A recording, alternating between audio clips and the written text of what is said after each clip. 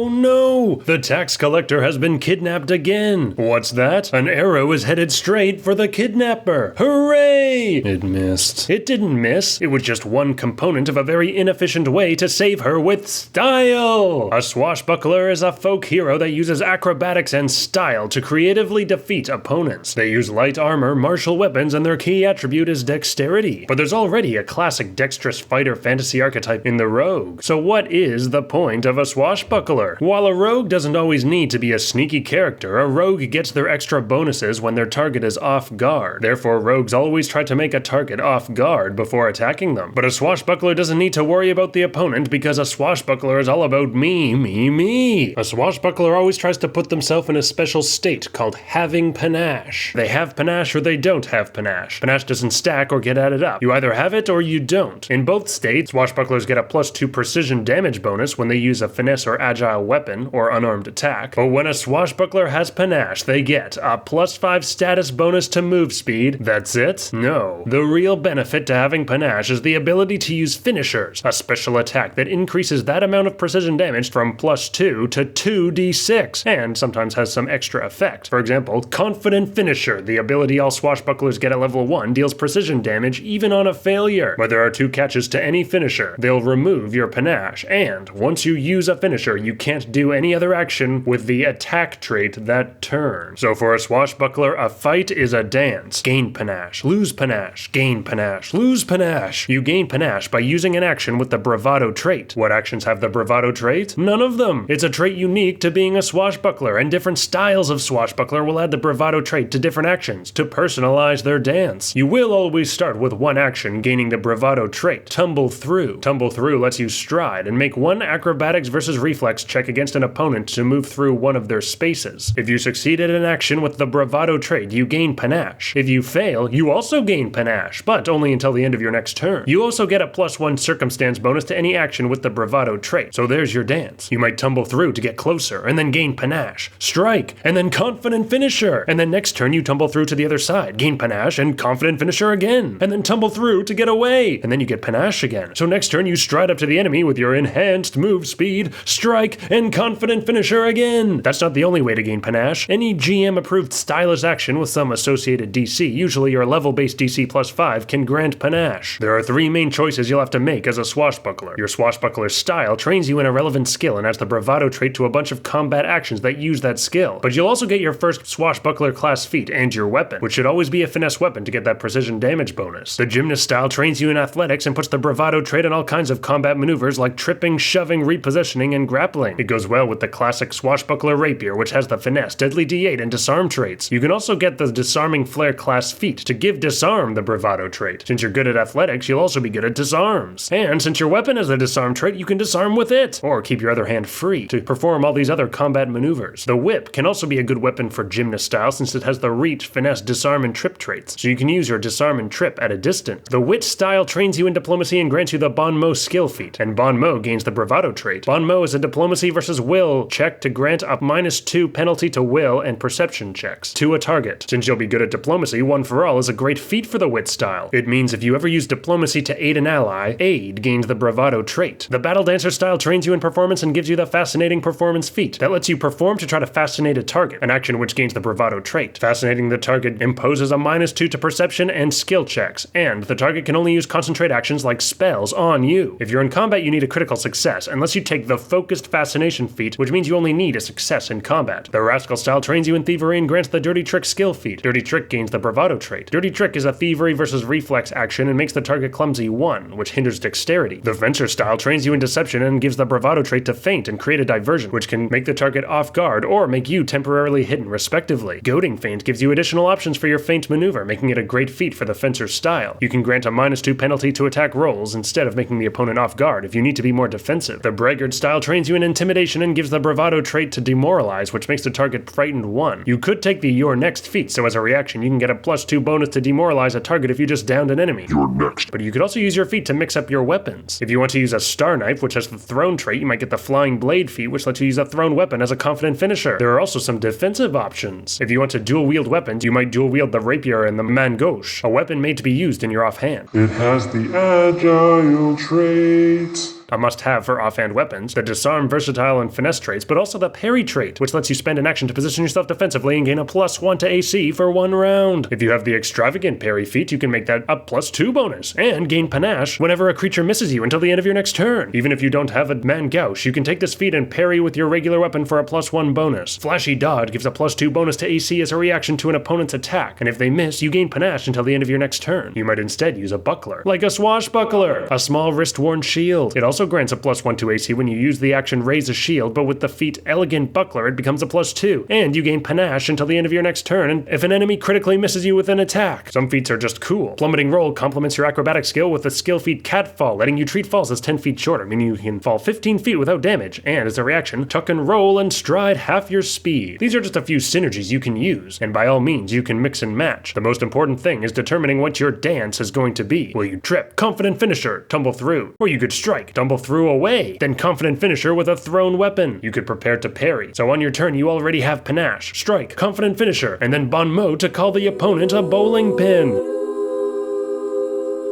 This video was brought to you by Player Core 2. Thank you Paizo for my complimentary copy.